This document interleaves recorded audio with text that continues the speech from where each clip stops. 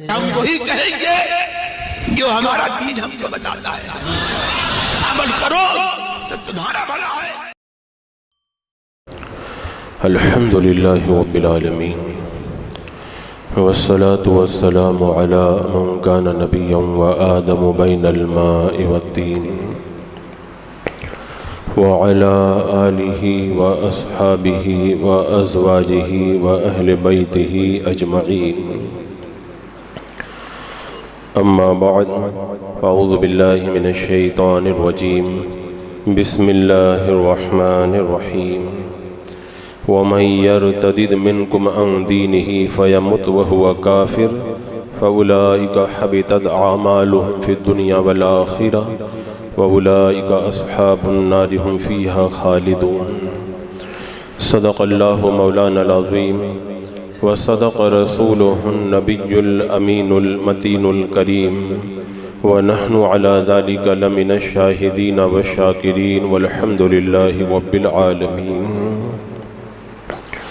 حصول برکت کے لیے حضور اکرم سید عالم نور مجسم ارواحنا فدا محمد رسول اللہ صلی اللہ تعالیٰ علیہ وسلم کی پر نور بارگاہ میں درود و سلام کا ہدیہ پیش کر لیجئے۔ اللہم صلی علی سیدنا و شفیعنا و حبیبنا و مولانا محمد و بارک وسلم، صلاة و سلام علیک یا رسول اللہ صلی اللہ تعالیٰ علیہ وسلم۔ حضرات مکرم، آپ حضرات خوب جانتے ہیں کہ بڑی تیزی کے ساتھ میں فتنے ہمارے درمیان پیدا ہو رہے ہیں۔ میرے آقا حضور اکرم سید عالم صلی اللہ تعالیٰ علیہ وسلم نے ان فتنوں کی نشاندہی بہت پہلے فرما دی تھی۔ ارشاد فرمایا کہ میں تمہارے گھروں میں فتنوں کو ایسے اترتے ہوئے دیکھ رہا ہوں جیسے بارش کے قطرے اترا کرتے ہیں، اور ایک روایت میں ہے کہ ایسے فتنے آئیں گے جو اندھے گونگے بہرے ہوں گے، یعنی پتہ ہی نہیں چلے گا کہ کون صحیح ہے اور کون غلط ہے، کیا حق ہے اور کیا باطل ہے۔ ایک روایت میں ان فتنوں کو اس انداز میں بیان کیا گیا کہ جیسے دھاگے کے اندر موتی پروئے ہوئے رہتے ہیں، دانے پروئے ہوئے رہتے ہیں، اور پھر وہ دھاگا ٹوٹ جاتا ہے تو ایک ایک کر کے دانے گرنا شروع ہو جاتے ہیں، ایسے ہی فتنے ایک ایک کر کے ہمارے درمیان نکلنا شروع ہوں گے۔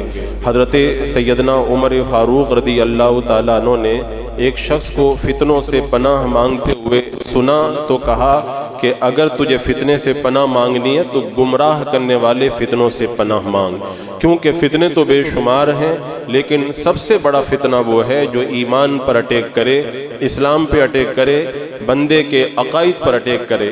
اسی لیے آپ دیکھتے ہیں کہ ان فتنوں میں دجال کے فتنے کو بڑا فتنہ قرار دیا گیا، کیونکہ دجال کا جو فتنہ ہے وہ ایمان پر اٹیک کرے گا، اس لیے دجال کے فتنے سے پناہ مانگنے کا حکم دیا گیا اور اسے بہت بڑا فتنہ قرار دیا گیا۔ آج یہ جتنے فتنے ہماری نگاہوں کے سامنے آ رہے ہیں، ان میں بھی آج بھی ارتداد اور الحاد کا فتنہ سب سے بڑا فتنہ ہے۔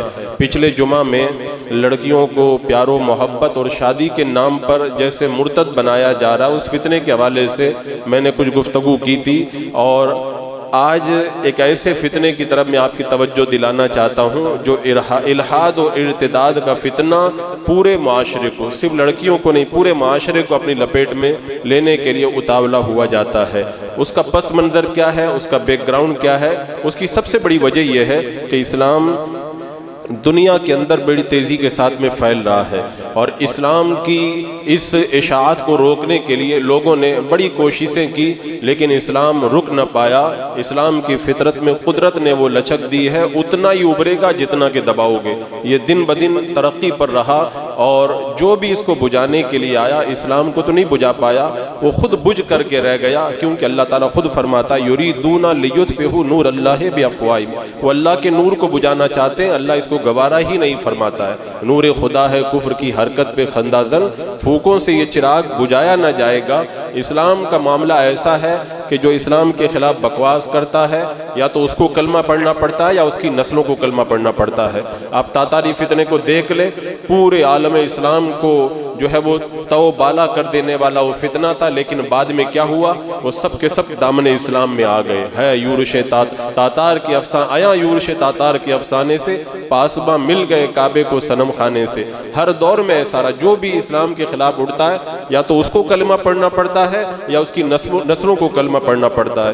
تو یہ اسلام کی اشاعت بڑی تیزی کے ساتھ میں ہو رہی ہے۔ اس پر میں نے ایک مکمل تقریر کی تھی کہ اسلام دنیا میں کیسے پھیل رہا ہے۔ آپ امریکہ کے جو راشٹرپتی بل کلنٹن کا بیان پڑھیں، کتنی مرتبہ اپنی تقریروں میں اس نے کہا تھا کہ اسلام امریکہ میں سب سے زیادہ پھیل رہا ہے۔ اور 9/11 کا جو ورلڈ ٹریڈ سینٹر کا جو معاملہ ہوا تھا، اس کے چند سالوں کے بعد میں دنیا کے اندر 2.5 ملین لوگوں نے اسلام قبول کیا تھا۔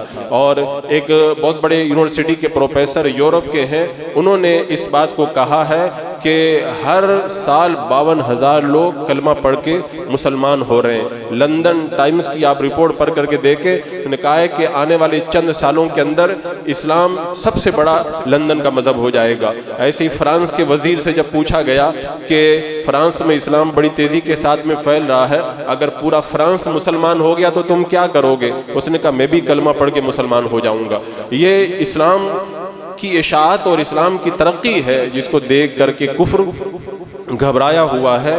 اور آپ پوری دنیا کی ہسٹری پڑھیں اور تاریخ پڑھیں، کتنی تیزی کے ساتھ میں اسلام کی اشاعت ہو رہی ہے۔ آپ جرمن کی پڑھیں، آپ انگلینڈ کے بارے میں پڑھیں، یورپ کے ممالک میں پڑھیں، وہاں کے جو اسلامک سینٹر ہیں وہاں پہ قطاریں لگی ہیں اور لوگ جو ہے وہ ذوق در ذوق آ کر کے اسلام قبول کر رہے ہیں۔ اور جو سائنسداں، جو ڈاکٹر، جو پروفیسر اسلام کے بارے میں ریسرچ کرنا چاہتے ہیں اور نتیجے میں آخر میں جا کر کے وہ خود کلمہ پڑھ کے مسلمان ہو جاتے ہیں۔ کتنے ایسے مسیحی مبلغ آپ کو ملیں گے جو اسلام کے خلاف اسٹڈی کر رہے تھے تاکہ مسلمانوں کو ورغلا سکے، آخر میں نتیجہ یہ نکلا کہ وہ عیسائیت کے مبلغ بننے کے بجائے اسلام کے مبلغ بن گئے اور کلمہ پڑھ کے مسلمان ہو گئے۔ تو یہ اسلام کی اشاعت ہے جس کی وجہ سے کفر گھبرایا ہوا ہے، اور اس کے لیے پھر انہوں نے جب اسلام کو نہ روک پائے تو اوچے ہتھ کنڈے استعمال کیے۔ انہوں نے اسلام کے بارے میں معاذ اللہ اوچے ہتھ کنڈے استعمال کرتے ہوئے کہیں پردے پہ پابندی کا قانون پاس کیا، کہیں پر اسلامی شریعہ کے خلاف قانون پاس کیا اور پیغمبر اسلام کے اوپر اعتراضات شروع کیے۔ اسلام کو معاذ اللہ دہشت گردانہ مذہب قرار دیا گیا۔ داڑھی اور ٹوپی کے حوالے سے بدتمیزانہ گفتگو انہوں نے کی۔ کتنی چیزیں آپ کی نگاہوں کے سامنے۔ یہ سب کیا ہے؟ یہ اس ایکشن کا ری ایکشن ہے۔ اسلام جو پھیل رہا ہے اس کو نہ روک پائیں تو وہی ہوتا ہے کہ جب دلیل نہیں تو پھر جس کے پاس دلیل نہ ہو وہ کیا کرتا ہے؟ وہ گالی اور گولی سے جواب دیتا ہے۔ اور اس طرح کی حکومتیں یہ اپنے غلط قانون کے ذریعے اسلام کی اس پاسداری کو روکنے کے لیے آگے آتی ہیں۔ عزیزان مکرم، آپ دیکھیں جو کچھ بھی ہوا، پوری ہسٹری آپ کی نگاہوں کے سامنے۔ سرکار صلی اللہ تعالیٰ علیہ وسلم کی ذات پہ اعتراض، آپ کے خلاف معاذ اللہ خاکے بنا کر کے لوگوں کو اسلام سے روکنے کی کوشش، اور اللہ کے رسول صلی اللہ تعالیٰ علیہ وسلم کے خلاف معاذ اللہ ثم معاذ اللہ جو ہے وہ فلمیں بنا کر کے، ڈرامے بنا کر کے اسلام کو روکنے کی کوشش۔ اور آپ کے اس وطن کے اندر بھی آپ دیکھ لیں کیا نہیں ہوا، کیسی کیسی فلمیں بنائی گئی تاکہ مسلمانوں کی نفرت دل میں پیدا ہو اور لوگ اسلام سے رک جائیں، لیکن کوئی بھی حربہ کامیاب نہیں ہوا۔ جتنا اسلام کے خلاف انہوں نے کام کیا وہی اسلام کی فطرت میں قدرت نے وہ لچک دی ہے۔ یعنی اسلام ایک ایسا مذہب ہے دبانے سے دبتا نہیں ہے، دبا کے جیسے ہی ہٹو گے اور تیزی کے ساتھ میں اسلام آگے بڑھے گا۔ تو یہ ساری کی ساری چیزیں انہوں نے جب دیکھ لی اور کامیاب نہ ہو پائے تو اب ایک نیا حربہ استعمال کیا ہے، ایک نیا ٹرینڈ چلایا ہے۔ جو لوگ سوشل میڈیا سے تعلق رکھتے ہیں انہیں خوب معلوم ہے، کالج کے بچے خوب جانتے ہیں، آج کل ایک نیا ٹرینڈ انہوں نے چلایا ایکس مسلم کے نام سے۔ یعنی کہتے ہیں ایکس مسلم کا مطلب پہلے یہ مسلمان تھے، اب انہوں نے اسلام چھوڑ دیا ہے، اب یہ مرتد ہو کر کے اسلام سے پھر چکے ہیں۔ اسلام کے اندر اگر کوئی خوبی ہوتی تو یہ اسلام نہیں چھوڑتے۔ لوگ آ کر کے مجھ سے پوچھتے ہیں کہ یہ ایکس مسلم کا فتنہ بڑا نیا فتنہ نکلا ہے اور یہ اسلام کے بارے میں بڑی عجیب عجیب باتیں بتاتے ہیں۔ ہم لوگ پہلے اسلام کے مبلغ تھے، دین کا کام کرتے تھے، کئی دنوں تک ہم نے اسلام کا کام کیا، آخر میں ہم کو سمجھ میں آیا کہ اسلام انسانیت کے خلاف ہے، اسلام اخلاق کے خلاف ہے، لہذا ہم نے اسلام کو چھوڑ دیا۔ تو میں کہتا ہوں تم لوگوں نے اسلام پڑھا ہی نہیں ہے، تم نے اسلام پڑھا ہی نہیں، یہ نیا فتنہ نہیں ہے، یہ 1400 سال پرانا فتنہ ہے۔ آپ دیکھیں جب یہودیوں نے میرے آقا صلی اللہ تعالیٰ علیہ وسلم کے دور میں اسلام کو روکنے کی کوشش کی، سارے حربے استعمال کر لیے، کچھ نہیں کر پائے، تو خیبر کے 12 یہودی جمع ہوئے اور انہوں نے یہ پلان بنایا۔ انہوں نے کیا پلان بنایا؟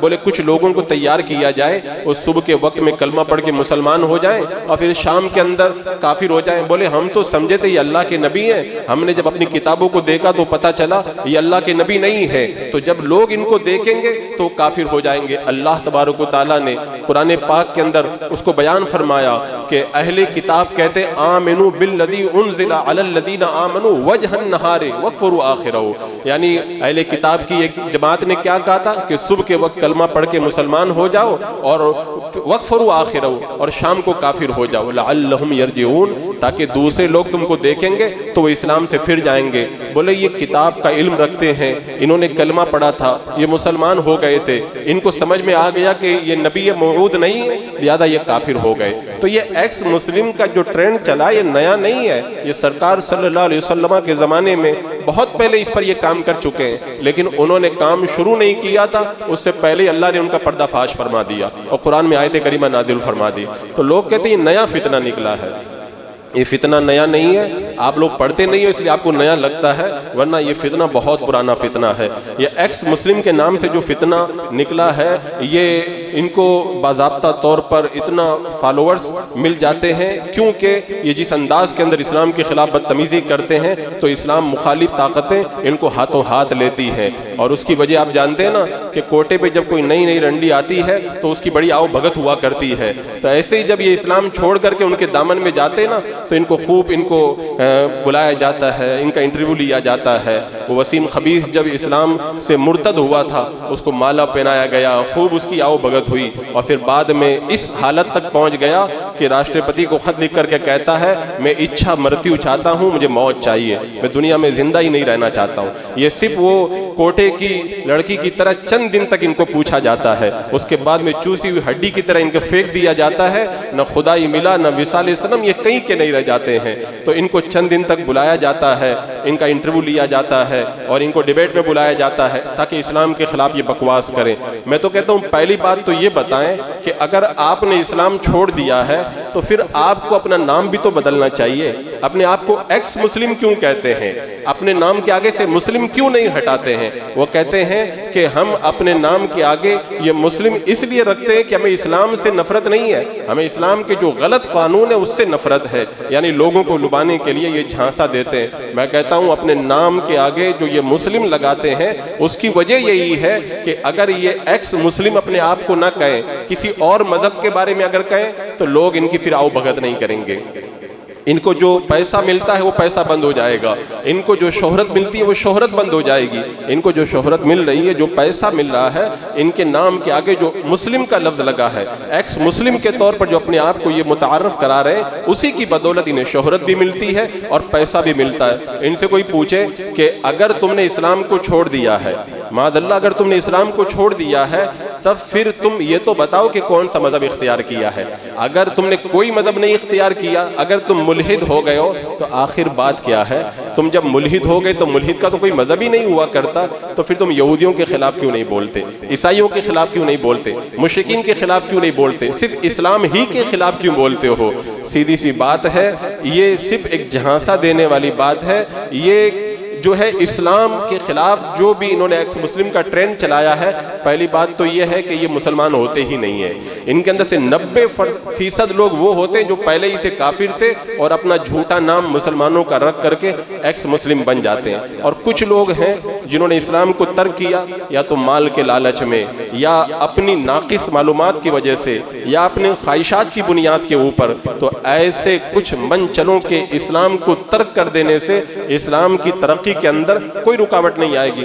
آپ لوگ ان کو دیکھیں، یہ معلوم ہے کیا کہتے ہیں کہ دنیا کے اندر لاکھوں کی تعداد کے اندر لوگ اسلام چھوڑ رہے ہیں، لیکن یہ ڈیٹا محفوظ نہیں ہے، یہ ڈیٹا محفوظ نہیں ہے، یہ صرف دھوکہ دینا ہے، یہ صرف دھوکہ دینا۔ الحمدللہ جو بندہ کلمہ پڑھ کے مسلمان ہو جاتا ہے نا اور پھر اسلام کبھی ترک نہیں کرتا، اور اگر یہ کہو کہ یہ ہمارا صرف دعویٰ ہے تو یہ صرف دعویٰ نہیں ہے، یہ دلیل اس پر موجود ہے۔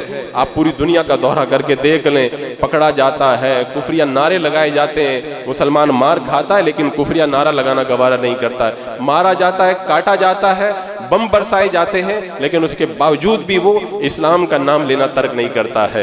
تو جو یہ کہتے ہیں کہ اسلام چھوڑ رہے ہیں لوگ دنیا کے اندر کثرت سے، تاکہ جو نئے اسلام قبول کرنے والے وہ رک جائیں، ان سے کہو کہ لوگ اندھے نہیں ہیں۔ اس دور کے اندر اللہ نے لوگوں کو عقل دی، وہ دیکھ رہے ہیں، لوگ اپنی جان دے رہے ہیں، مال دے رہے ہیں، خاندان دے رہے ہیں، لیکن اسلام سے نہیں پھر رہے۔ اگر اسلام چھوڑ رہے ہوتے تو اس کا کوئی تو ڈیٹا کسی کے پاس ہوتا۔ الحمدللہ جو بندہ کلمہ پڑھ کے مسلمان ہو جاتا ہے نا، اور اسلام اس کے دل میں اتر جاتا ہے نا، وہ کہتا ہے جان چلی جائے لیکن ایمان نہیں جانا چاہیے۔ یہ مسلمان کا نظریہ ہوا کرتا ہے، اور ان کا مقصد سب سے بڑا یہی ہے۔ یہ کہتے ہیں ہم نے اتنے دن تک اسلام کا کام کیا، ہم کو اسلام کے اندر اچھائی نظر نہیں آئی تو ہم نے اسلام چھوڑ دیا، تاکہ جو مسلمان ہیں وہ بھی اسلام کے بارے میں شک میں پڑ جائیں، اور جو اسلام قبول کرنے کے لیے آنا چاہتے ہیں وہ پھر اسلام سے رک جائیں کہ یہ لوگ مسلمان ہو کر کے جب اسلام چھوڑ رہے ہیں تو ہم اسلام قبول کر کے کیا کریں گے۔ لیکن بات وہی ہے نا، سورج جب چمکتا ہے تو اس کو دلیل کی ضرورت نہیں ہوا کرتی، سورج کا اجالا خود اپنی دلیل ہوا کرتا ہے۔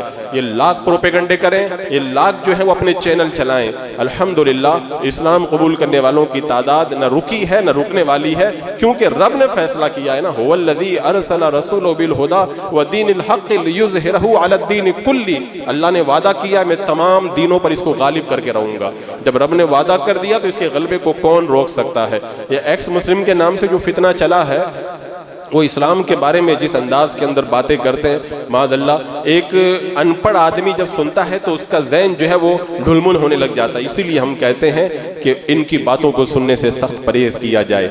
ان کو کیا کرتے ہیں؟ ڈیبیٹ میں بلاتے ہیں، اور کسی ایک نام کے مولوی کو بلا لیتے ہیں اور ڈیبیٹ کرواتے ہیں۔ یہ ایکس مسلم اسلام پر اعتراض کرتا ہے، اور وہ سامنے والا تو تیاری کر کے نہیں آیا ہوتا، یہ پوری تیاری کے ساتھ رہتے ہیں اور وہ جواب نہیں دے پاتا، اور پھر اس کے بعد میں اس کو ہائی لائٹ کیا جاتا، دیکھو اسلام کے بارے میں جو ایکس مسلم اعتراض کرتے ہیں بالکل صحیح ہے، مسلمانوں کے پاس اس کا کوئی جواب نہیں۔ اور اگر ہم نے سنا ہے کہ مسلمان اگر جواب دینا چاہتا ہے تو جو اینکر رہتا ہے وہ بولنے ہی نہیں دیتا، وہ ایک جملہ بولتا ہے اس پر اعتراض ٹھوک دیتا، پھر کوئی بات کرتا، پھر یعنی ایکس مسلم کچھ بھی بولے اس کے اوپر کوئی اعتراض نہیں کرتا اینکر، لیکن اگر مسلمان کوئی جواب دینا چاہتا ہے تو اعتراض پہ اعتراض۔ اب ظاہر سی بات ہے کوئی بندہ بول رہا ہے، اسے آپ بولنے ہی نہیں دیں گے تو کیا اپنی بات رکھے گا؟ یعنی اس کو پریشان کر دیا جائے تاکہ وہ جھلا کے چلا جائے، اور پھر کہیں کہ دیکھو یہ ایکس مسلم کا مقابلہ کوئی عالم کر ہی نہیں سکتا، یہ سب ڈیبیٹ چھوڑ کر کے بھاگ جاتے ہیں معاذ اللہ۔ اسلام کے اندر ان کے پاس جو دلائل ہے یہ کوئی نئے دلائل تھوڑی ہے، یہ سب رٹے رٹائے طوطے کی طرح پرانی کتابوں سے اٹھا کر کے اعتراض کرتے ہیں۔ اعتراض کس طرح کرتے ہیں؟ یہ کہتے ہیں کہ قرآن پاک کے اندر اللہ تبارک و تعالیٰ نے یہ فرما دیا کہ جو مسلمان نہیں ہے وہ بالکل ناپاک ہے، وہ مسجد حرام کے پاس نہیں آ سکتا۔ دیکھو اسلام جو ہے وہ انسانیت کے خلاف تعلیم دیتا ہے۔ میں کہتا ہوں یہ تو عقیدے کی بنیاد پر اسلام نے روکا ہے مسجد حرام میں مشرکین کو آنے سے۔ آپ ہندوستان کا جائزہ لے کر کے دیکھ لیں، عقیدے کی بنیاد پہ نہیں، ذات کی بنیاد پر، نسل کی بنیاد پر کتنے لوگوں کو مندروں میں جانے سے روکا جاتا ہے۔ ان پہ نہیں اعتراض ہے، اور اسلام کی تعلیمات پہ اعتراض ہے۔ کہتے ہیں کہ اسلام نے لوگوں کو دو کھانوں میں بانٹ دیا، انسانوں کو بانٹ کر کے رکھ دیا، ایک مسلم اور ایک نان مسلم۔ میں کہتا ہوں یہ تو ہر مذہب کے اندر موجود ہے۔ آپ یہودیوں سے پوچھیں گے وہ کہیں گے ہم یہودی ہیں باقی غیر یہودی ہیں، عیسائیوں سے پوچھیں گے وہ کہیں گے ہم عیسائی ہیں باقی غیر عیسائی ہیں، مشرکین سے پوچھیں گے وہ کہیں گے ہم مشرک ہیں باقی غیر مشرک ہیں۔ تو دو کھانوں میں تو ہر مذہب نے بانٹا ہے، یہ اسلام کے اوپر اعتراض کیوں کیا جاتا ہے؟ اسی طرح یہ قرآن مقدس کی آیات کو نکال کر کے اس طرح سے اعتراض کرتے ہیں کہ جو کالج کا بچہ دینی تعلیم سے وابستہ نہیں ہے وہ سنتا ہے تو اس کا ذہن گھومنے لگ جاتا ہے، معاذ اللہ وہ اس کے ذہن کے اندر شکوک و شبہات پیدا ہونے لگ جاتے ہیں۔ حضرت ام المومنین عائشہ صدیقہ رضی اللہ تعالیٰ عنہ کے نکاح پر اعتراض پیش کرتے ہیں کہ اللہ کے رسول نے جو ہے وہ چھوٹی عمر کی لڑکی سے نکاح کیا، اسلام جو ہے ویسا مذہب۔ میں کہتا ہوں تم اللہ کے رسول علیہ السلام کی نکاح کی حکمتوں کو سمجھ پاؤ، تمہارے پاس میں وہ عقل ہے کہاں، اور تمہارے بھیجے کے اندر ایسا گودا کہاں ہے کہ تم میرے آقا علیہ السلام کے اس مقدس نکاح کی حکمتوں کو سمجھ پاؤ۔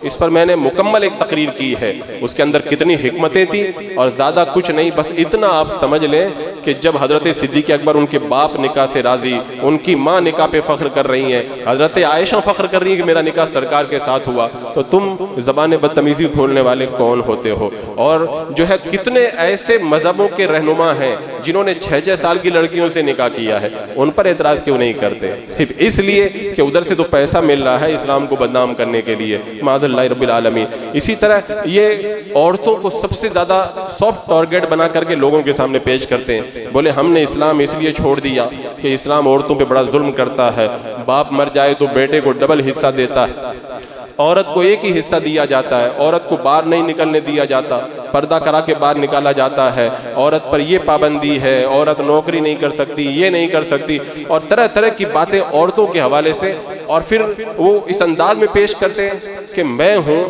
میں چاہے لالی لگاؤں، پاؤڈر لگاؤں، میں کہیں پر بھی جاؤں، مجھ پر پابندی کیوں لگائی جاتی ہے؟ اس لیے میں نے اسلام کو چھوڑ دیا کہ اسلام مجھ پہ پابندی لگاتا ہے۔ اس نادان کم عقل کو اتنا بھی نہیں پتا ہے، اسلام پابندی تمہیں قید کرنے کے لیے نہیں لگاتا ہے، تمہاری آبرو کی حفاظت کے لیے لگاتا ہے۔ اس پر میں نے مکمل کسی ٹاپک پر گفتگو کی ہے، کہنے کا مقصد یہ ہے کہ اس انداز کے اندر وہ اسلام کے خلاف اعتراض کرتے ہیں اور لوگ سن کر کے ان کے دامِ تزویر میں گرفتار۔ یہ پورا ایک ٹرینڈ چل رہا ہے آج کل، اور معلوم ہے یوٹیوب پر یہ اسٹریم چلاتے ہیں کہ ہم کسی کا دل دکانا نہیں چاہتے، ہم تو حقیقت کو تمہارے سامنے پیش کرنا چاہتے ہیں، اور پھر ان کی باتیں سنو، سرکار دو عالم صلی اللہ علیہ وسلم کے بارے میں، خدا کے بارے میں، اسلام کے بارے میں کتنی بدتمیزیاں کرتے ہیں۔ ایک طرف تو اسٹریم چلاتے ہیں کہ ہم کسی کا دل نہیں دکانا چاہتے، اور پھر بعد میں اتنی بدتمیزیاں اور اتنی بکواس کرتے ہیں، کوئی شریف انسان جن کو سننا بھی گوارا نہیں کرے گا۔ یہ مال و دولت کے پجاری، شہرت کے نشے کے اندر ڈوبے ہوئے اور ایسی گندگیوں کے اندر لتڑے ہوئے لوگ یہ چاہتے ہیں کہ ہم اپنی بدتمیزیوں کے ذریعے اسلام کو کمزور کر دیں۔ اسلام نہ کل کمزور ہوا ہے نہ کمزور ہوگا، اسلام جو کھڑا ہے وہ تعداد کی بنیاد پہ یا کسی سیاسی پاور کی یا مال و دولت کی طاقت پہ نہیں کھڑا، اللہ اس کے رسول نے اس دین کو بلندیاں عطا فرمائی، اللہ خود اس دین کا حامی و ناصر ہے۔ اور ایک سب سے بڑی بات جو یہ کہتے ہیں آج کل کالج کے بچوں کو بہکانے کے لیے کہ ہم نے اسلام اس لیے چھوڑ دیا ہے، ہم اس لیے ایکس مسلم بن گئے کہ اسلام کے اندر ساری باتیں، زیادہ تر باتیں عقل کے خلاف رہتی ہیں، کوئی دماغ میں بات آتی نہیں ہے۔ ہم نے غور کیا، بہت علماء سے پوچھا، ہمیں تسلی نہیں ہوئی تو آخر ہم نے اسلام چھوڑ دیا ہے۔ اور معلوم ہے کیسی باتیں پیش کرتے ہیں، بولے یہ کہتے ہیں مرنے کے بعد قبر میں عذاب ہوگا، اور سائنس خود کہتی ہے کہ ہم نے کتنی قبروں کو کھود کر کے دیکھا، وہاں پہ تو ہم نے کوئی عذاب نہیں دیکھا ہے۔ یہ کہتے ہیں ان کے نبی رات میں معراج پہ جا کر کے آ گئے، سائنس کے اعتبار سے ایسا ہو ہی نہیں سکتا کہ رات کے تھوڑے سے حصے میں کوئی آدمی اس طرح کروڑوں میل کا سفر طے کر کے آ جائے۔ ان باتوں کو لوگوں کے سامنے پیش کرتے ہیں۔ پہلی بات تو میں کہوں گا کہ تمہاری عقل ہے کتنی جو تم اسلام کی ان مقدس باتوں کو سمجھ سکو۔ اسلام کا معنی کیا ہوتا ہے؟ مسلمان کا معنی ہوتا ہے تابعداری کرنا، یعنی جب بندہ اسلام لے آیا تو کہتا ہے اب میری کوئی مرضی نہیں، اذا قضى اللہ ورسولہ امرا ان یکون لهم الخیرۃ من امری، میری مرضی ختم ہو گئی، میری مرضی وہی ہوگی جو اللہ اس کے رسول کی مرضی ہوگی۔ کیوں؟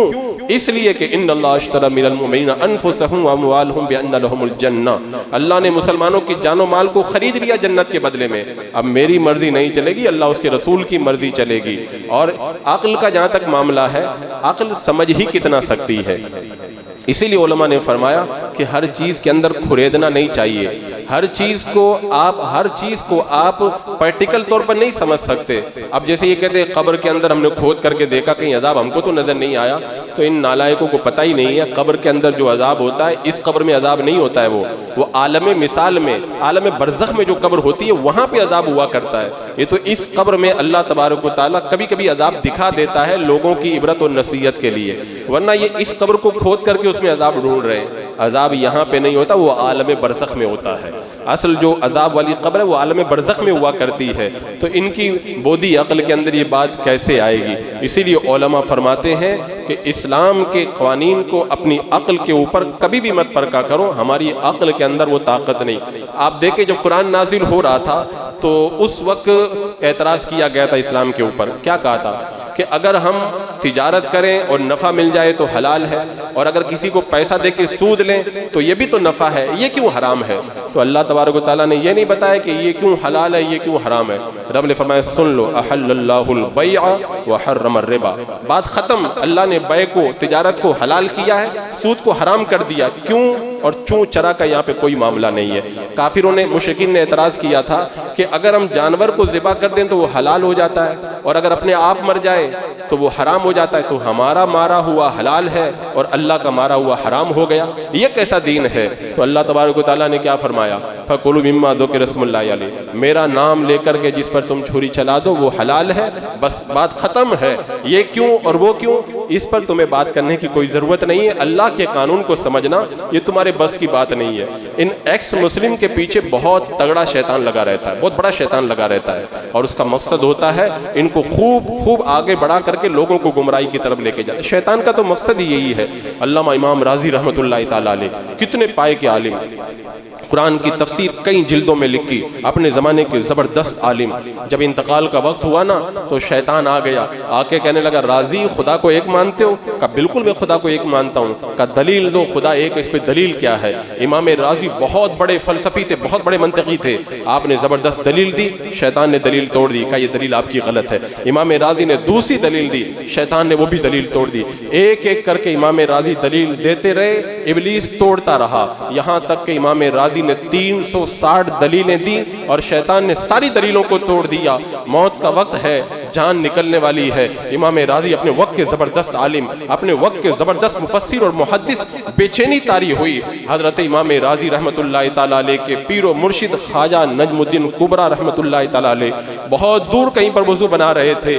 پیر جو ہوتا ہے نا وہ موت کے بڑا کام آیا کرتا ہے۔ پیر نے دیکھا کہ میرا مرید اپنے وقت کا زبردست عالم ہے، لیکن شیطان نے اس کو بھی دبا کر کے رکھ دیا ہے۔ خواجہ نجم الدین کبریٰ نے وضو بناتے بناتے آواز دی، رازی تو کہہ دے کہ میں نے خدا کو بغیر دلیل کے ایک مانا ہے۔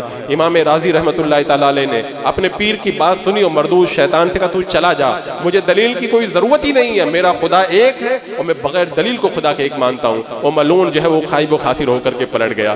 تو بتا اتنے زبردست جو عالم ہیں، شیطان جب ان کو دبا دیتا ہے اور اس قدر ان پر حاوی ہو جاتا ہے، تو یہ ایکس مسلم جنہیں اردو کے 2 حرف بھی صحیح نہیں پڑھنا آتے، وہ کہتے ہیں ہم نے اسلام کو پڑھا، ہمیں اسلام سمجھ میں نہیں آیا۔ تمہارے پیچھے بہت تگڑا شیطان لگا ہوا ہے، تمہیں اسلام سمجھ میں نہیں آئے گا، اور کہتے ہو ہم نے غور کیا، تمہاری عقل، اگر تم بہت بڑے عقل مند ہو تو تم سے زیادہ جو بڑے بڑے عقل مند ہیں سائنسداں، وہ اسلام کیوں قبول کر رہے ہیں؟ جنہوں نے اسلام پہ ریسرچ کیا وہ اسلام کیوں قبول کر رہے ہیں؟ جنہوں نے اسلام پہ پی ایچ ڈی کی وہ اسلام کیوں قبول کر رہے ہیں؟ اس لیے کہ انہوں نے اسلام کو پڑھا تو سمجھا، اور تم کو پیسہ اور لفافہ دے کر کے اسلام کے خلاف بولنے کے لیے تیار کیا گیا ہے۔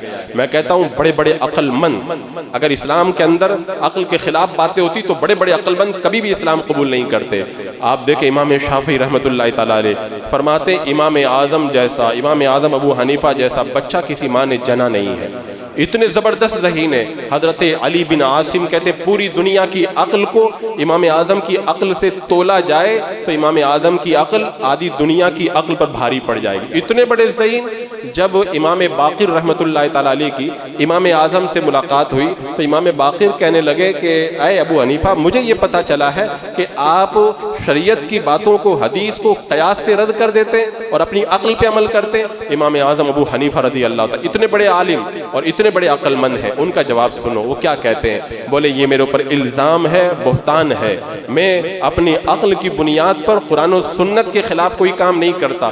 آپ بتائیں، امام اعظم ابو حنیفہ نے فرمایا کہ آپ بتائیں کہ جب باپ کا انتقال ہوتا ہے تو بیٹی کو ملتا ہے آدھا اور عورت اور لڑکے کو ملتا پورا حصہ۔ اگر میں عقل کے مطابق فتویٰ دیتا تو میں یہ کہتا کہ لڑکی کمزور ہے، اس کو ڈبل ملنا چاہیے، لیکن میں نے عقل پہ عمل نہیں کیا، میں نے قرآن و سنت پہ عمل کیا۔ اسی طرح آپ نے فرمایا کہ عورت کو جب ماہواری آ جائے، حیض آ جائے، تو اس زمانے میں جو نمازیں چھوٹ جاتی ہیں ان کی قضا نہیں ہے، اور روزے چھوٹ جائیں ان کی قضا ہے۔ اگر میں عقل کے مطابق فیصلہ کرتا تو میں یہ کہتا کہ نماز روزے سے افضل ہے، لہذا نماز کی قضا ہونا چاہیے، لیکن میں عقل کے اوپر نہیں چلتا۔ فرمایا پیشاب یہ منی سے زیادہ ناپاک ہے، لیکن میں اپنی عقل پہ نہیں چلتا۔ میں کیا کہتا ہوں؟ پیشاب کر کے سے وضو ٹوٹتا ہے اور منی سے غسل ٹوٹ جاتا ہے، اگر میں عقل پہ چلتا تو پیشاب کے بعد غسل کا حکم دیتا۔ اتنے بڑے عقل مند جن کی عقل کی گواہی امام شافعی دیں، علی بن عاصم دیں، بڑے بڑے مفسرین دیں، وہ کہتے ہیں جب دین کی بات آتی ہے میں عقل کو کنارے کر دیتا ہوں، میں وہی کرتا ہوں جو اللہ اس کے رسول کا فرمان ہے۔ تو یہ کہتے ہیں ہم نے تو بڑا غور کیا، ہمیں تو سمجھ میں، تمہارے پاس عقل ہے کتنی؟ تمہارے پاس جو جتنی چھوٹی موٹی عقل ہے نا وہ شیطانی عقل ہے، اور شیطان چاہتا ہے لوگوں کے ایمان کو غارت کرنا۔ اور اس سلسلے میں نے جب غور کیا تو مجھے یہ بات سمجھ میں آئی، یہ ایکس مسلم جو بنتے ہیں زیادہ تر کالج وغیرہ کے پڑھے ہوئے وہ لڑکے رہتے ہیں جن کے ماں باپ نے جن کو دین نہیں پڑھایا تھا، اور وہ جب ان غیروں کے چکر میں پھنسے تو پھر اپنے دین و ایمان کا سودا کر بیٹھے۔ اس پر میں نے ایک مکمل تقریر کی تھی، اس میں نے بتایا تھا کہ اسکول کے اندر بچوں کو کیسے مرتد اور ملحد بنایا جاتا ہے۔ یہ ایسا نصاب تیار کرتے ہیں جس کو پڑھنے کے بعد میں بندہ سمجھ ہی نہیں پائے کہ ایمان کیا ہے اور کفر کیا ہے، اور وہاں پر ان کا ایسا برین واش کیا جاتا ہے۔ میں نے بتایا تھا کیسے ان کا برین واش کیا جاتا ہے۔ ایک لڑکا جب چھوٹا سا بچہ جاتا ہے ان کی مشنری کی اسکولوں کے اندر، عیسائیوں کی اسکول کے اندر، تو پھر ٹیچر اس کا جو ہے وہ پینسل لے کر کے غائب کرتی ہے، کہتی ہے اپنے خدا سے مانگو، نہیں ملا، کہتے اپنے نبی سے مانگو، پھر بھی نہیں ملا۔ اس کے بعد وہ کہتا ہے حضرت عیسیٰ سے مانگو تمہیں مل جائے گا۔ وہ کہتا ہے عیسیٰ مجھے میرا قلم دے دے، تو اوپر سے چھت سے کوئی بندہ گرا دیتا ہے بچے کے ہاتھ میں قلم۔ اب بچے کے دماغ میں یہ بات بیٹھ جاتی ہے کچھ مانگنا ہو تو خدا سے نہیں مانگنا چاہیے، رسول سے نہیں مانگنا چاہیے، حضرت عیسیٰ سے مانگنا چاہیے، وہی ہمارے خدا ہے۔ ایسے بچوں کا برین واش کیا جاتا ہے۔ میں نے اس پر یہ بھی بتایا تھا کہ یہ کیا کرتے ہیں، بچوں کو لے کے جاتے ہیں پکنک پر، لیکن پکنک پر کہاں لے کے جاتے ہیں؟ کفریہ جگہوں میں، شرکیہ جگہوں میں، ایسی جگہوں میں لے کے جاتے ہیں۔ اور صبح کی جب اسمبلی ہوتی ہے تو کفریہ و شرکیہ باتیں ان بچوں کو پڑھائی جاتی ہیں تاکہ وہ بچے ان کفریہ و شرکیہ باتوں کو پڑھ کر کے ایمان سے خارج ہو جائیں۔ اسی طرح بچے کو اسلام سے برگشتہ کرنے کے لیے ان کا ذہن کیسے بناتے ہیں؟ کہتے ہیں دیکھو بیٹا، اگر تم پورا دن اگر 8 گھنٹہ بھوکا رہو گے تو 8 دن بھوک کی وجہ سے تمہیں پتہ نہیں چلے گا کیونکہ تم ابھی کم عمر ہو، لیکن اگر روزانہ 8 گھنٹہ بھوکا رہو گے تو بڑھاپے کے اندر تم بہت کمزور ہو جاؤ گے۔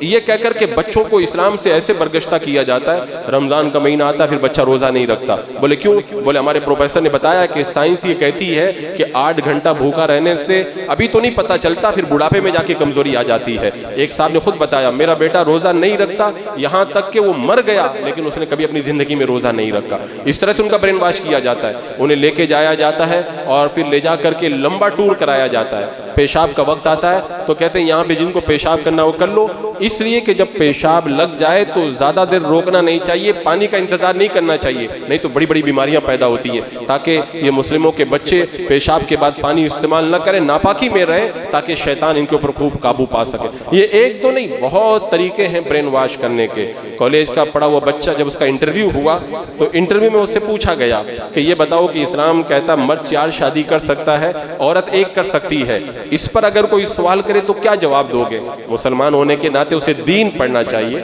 اسے جواب دینا چاہیے۔ وہ جواب کیا دیتا ہے؟ بولے اسلام کا یہ قانون تو مجھے بھی سمجھ میں نہیں آتا، اس قانون کو بدل دیا جانا چاہیے۔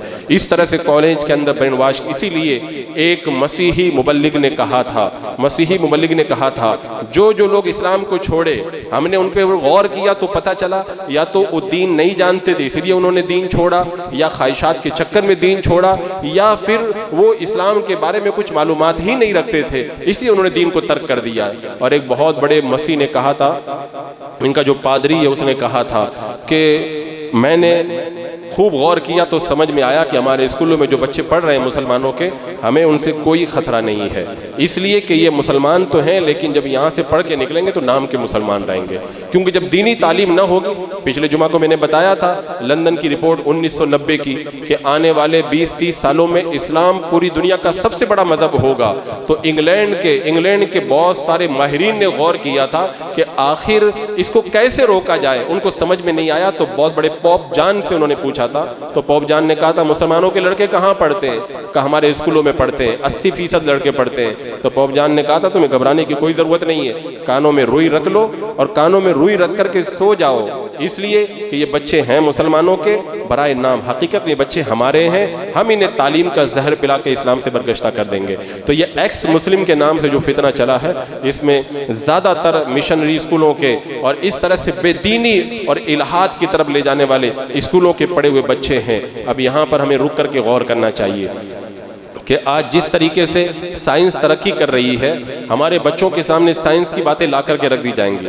اب وہ بچہ جب دین نہیں پڑھا ہے، اسے دین کی معلومات نہیں ہے، تو یہ سائنس کی باتوں کو سنے گا تو چکر میں پڑ جائے گا۔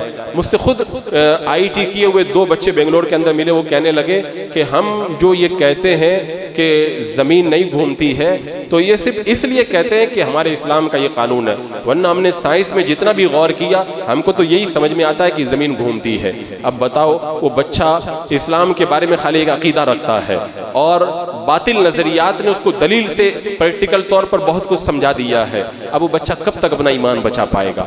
آج بچا رہا ہے میں مسلمان ہوں، یہ عقیدہ رکھنا ہے، کل بچا رہا ہے، ایک نہ ایک دن تو شیطان اسے کہے گا کہ جب تو خود جانتا ہے کہ یہ نظریہ صحیح نہیں ہے تو اس نظریے کو کیوں نہیں ترک کر دیتا، اور معاذ اللہ پھر اس کے بعد میں اسلام کے ترک کی طرف اسے لے کر کے جاتا ہے۔ عزیزان مکرم، آج جیسے حالات ہمارے نوجوانوں کو مرتد بنانے کے لیے، الحاد کی طرف لے جانے کے لیے بنائے جا رہے ہیں، ان حالات کے اندر یہ ایکس مسلم کا فتنہ بہت بڑا فتنہ بن کر کے سامنے آیا۔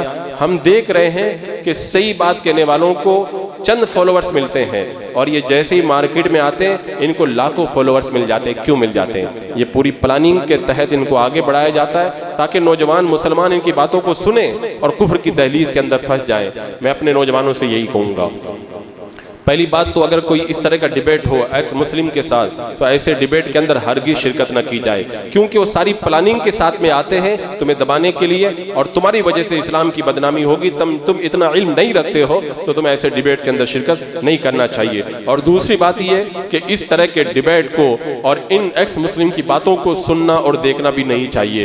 پتہ نہیں کب شیطان ان کی کوئی بات تمہارے دل کے اندر اتار دے اور وہ بات تمہارے دل کے اندر بیٹھ جائے، تمہارے دل کے اندر بیٹھ جائے تو تمہارے لیے گمراہی کا سبب بن جائے گی۔ اسی طرح اس بات کا بھی خیال رکھیں، اگر اس طرح کا کوئی ایکس مسلم، ابھی سینکڑوں کی تعداد میں ایکس مسلم کے چینل چل رہے ہیں، تو ایسے چینلوں کو رپورٹ کرو، اتنا رپورٹ کرو کہ وہ سارے چینل دھیرے دھیرے جو ہے وہ بند ہو جائیں۔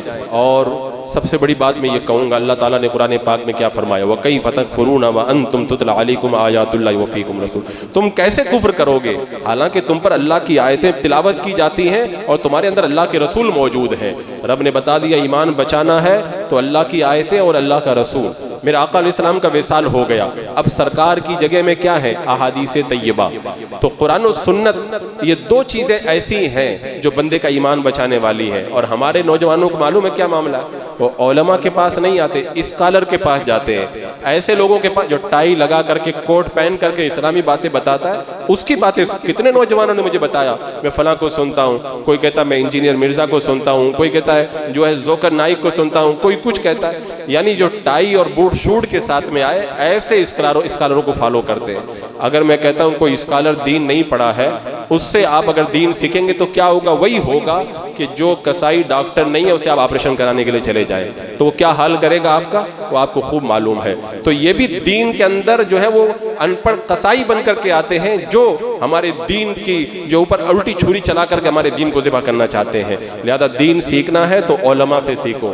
بہت پہلے میں نے بتایا تھا کہ جب عرب ممالک کے اندر اسلام کو دبانے کے لیے پلاننگ بنی تھی تو بہت بڑا ایک جاسوس تھا جس کا نام تھا ہمفرے، اس کو عرب کے دورے پہ روانہ کیا گیا تھا، اور اس نے پھر کئی سالوں کی محنت کے بعد میں عبد الوہاب نجدی وہابی کو تیار کیا تھا، اور پھر اس نے جو رپورٹ پیش کی تھی، بہت ساری باتیں، میں ایک بات بتاؤں گا، اس رپورٹ میں اس نے کہا تھا کہ علماء سے لوگوں کو دور کیا جائے، علماء کا رتبہ گھٹایا جائے، علماء سے لوگوں کے دلوں کے اندر نفرت پیدا کی جائے۔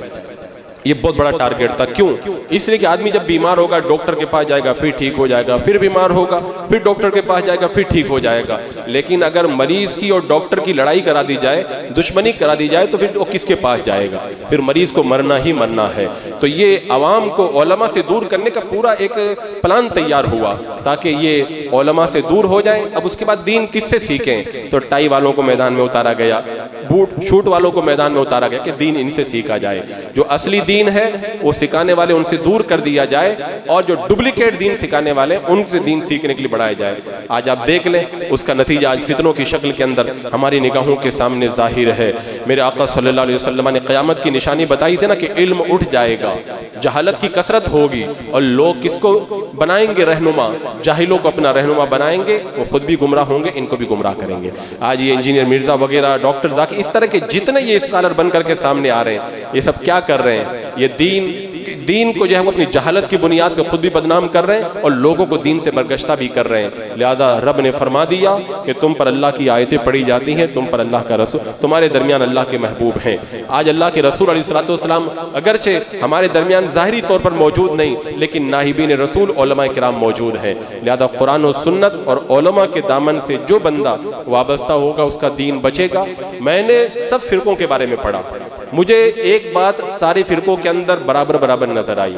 ہر فرقے کے عقائد الگ ہوں گے، نظریات الگ ہوں گے، یہ الگ ہوگا وہ الگ ہوگا، لیکن ایک بات سارے فرقوں میں پائی جاتی ہے، ہر فرقہ علماء اہل سنت کی برائی ضرور کرے گا۔ ہر فرقہ علماء کی برائی ضرور کرے گا، کیونکہ انہیں پتا ہے کہ علماء سے ہٹ گئے تو پھر سمجھ جاؤ کہ وہ ہمارے پاس ہی ہیں، وہ پھر کہیں اور جانے والے نہیں ہیں، وہ دین سیکھنے ہمارے پاس ہی آئیں گے۔ لہذا علماء اہل سنت سے مضبوطی کے ساتھ میں رابطہ کریں اور دین کے اندر عقل کو دخل نہ دیں، دین میں عقل کو دخل نہ دیں۔ پریکٹیکل طور پر ہر چیز نہیں دکھائی جاتی ہے، بس ہمارے لیے یہی کافی، اللہ نے کہہ دیا، اس کے رسول نے کہہ دیا، بات ختم ہو گئی۔ عقل قربان کن بپیش مصطفیٰ، سرکار کی بات آ جائے تو عقل کو کنارے رکھ دو اور کہیں میرے آقا کا فرمان میرے سر آنکھوں پر ہے۔ یہ نظریہ ہونا چاہیے، دین بچے گا تبھی بچے گا، ورنہ جتنے یہ الحاد اور ارتداد کے فتنے ہیں وہ آپ کو بہا کر کے کفر و شرک کی دہلیز کے اندر لے جائیں گے۔ اللہ رب قدیر ہمیں ایسے مرتدین، ملحدین اور تمام یہ نام کے مسلمانوں سے اپنے ایمان کی حفاظت کرنے کی توفیق عطا فرمائے۔ استغفر اللہ ربی من کل ذنب و اتوب الیہ۔